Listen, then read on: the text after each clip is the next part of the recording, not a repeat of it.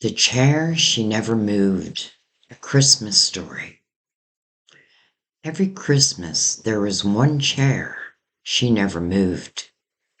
It didn't matter how many people were coming or how small the room suddenly felt once the lights were on and the table was set. That chair stayed exactly where it always had, by the window, slightly turned, as if it were still waiting for someone to sit down. No one ever asked her about it, and she never offered an explanation. At first, she told herself it was habit, then tradition, then, eventually, she stopped trying to name it at all, because some things don't need names to be real. Christmas had a way of arriving quietly for her, not in loud celebrations, but in small details. The way the house smelled different once the tree was up, the way the evenings grew softer, the way memories seemed closer this time of year. She moved through the days gently, carrying something that she rarely spoke about. Love does that, especially the kind that never learned how to leave.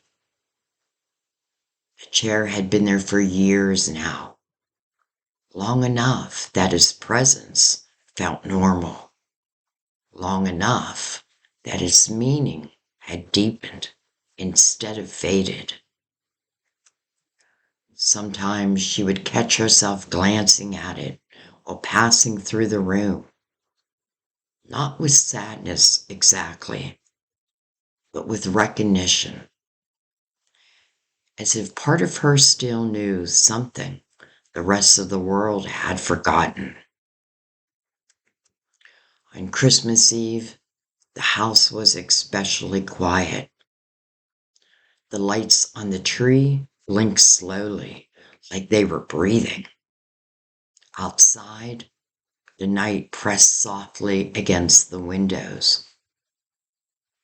She poured herself a cup of tea and sat alone at the table, listening to the sound of nothing in particular.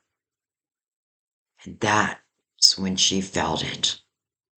Not a sound, not a thought, just a shift. The kind you feel when a room changes without anyone entering it.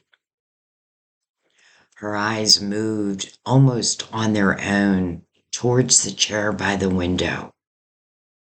For the briefest moment, her chest tightened, not with pain, but with something closer to awe. She didn't see anyone there, but she felt their presence. It was the strangest thing. The loneliness that she had been carrying all evening loosened its grip. The ache didn't vanish, but it softened, like it had been acknowledged. She thought of all the times she'd wondered if love could really stretch across worlds, across silence, across what we call endings. Well, no answer came. Instead, there was a warmth, quiet reassurance, and knowing that didn't need proof.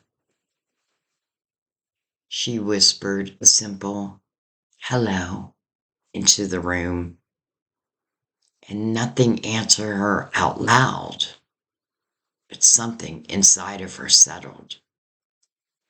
That night, she left the chair exactly where it was, not because she was waiting, because she understood now it had never been empty.